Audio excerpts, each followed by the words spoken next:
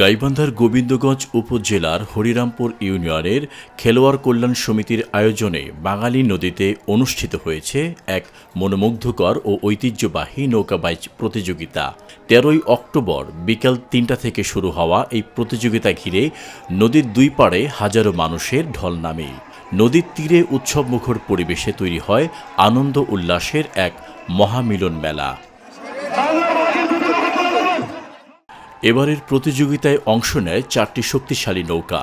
শীতলগ্রাম থেকে বাংলার বাহাদুর, ধুন্দিয়া গ্রামের তুফানতরী, তালুক সোনাইডাঙ্গা গ্রামের মামা ভাগ্নে এবং পারধুন্দিয়া গ্রামের পাগলা বাবা। প্রতিটি নৌকা ঢাকির বাড়িতে ছন্দবদ্ধ বৈঠার টানে দর্শকদের মাতিয়ে তোলে। নদীর জল কাঁপে বৈঠার আওয়াজে আর উৎসাহী দর্শকদের উল্লাসে।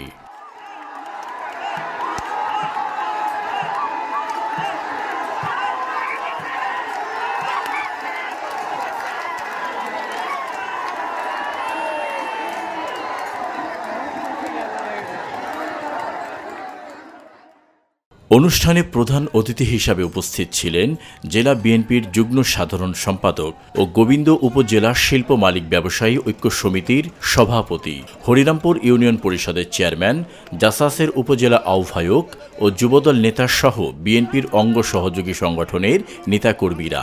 গ্রাম বাংলার এই ঐতিহ্যবাহী খেলাকে কেন্দ্র করে স্থানীয়দের মধ্যে ছিল ব্যাপক উৎসাহ, উদ্দীপনা ও আনন্দ উল্লাস।